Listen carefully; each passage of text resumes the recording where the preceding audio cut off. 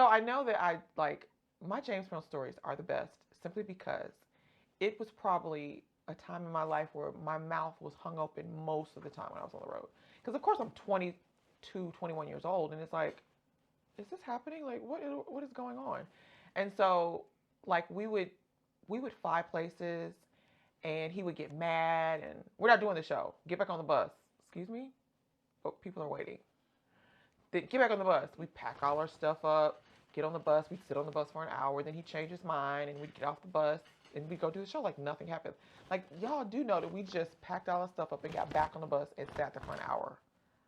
And then he was like, okay, I'll do the show. But people are meanwhile sitting in the audience waiting for him.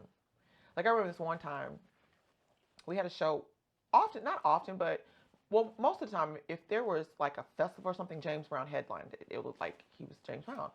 So we were on the show with Little Richard. Little Richard refused to go before James Brown.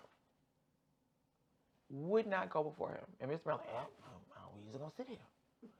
We sat there for hours while people were outside. It was a festival, it was an outside festival, and nobody went on stage. I'm like, are we just, is this a standoff? Like, are we really doing this?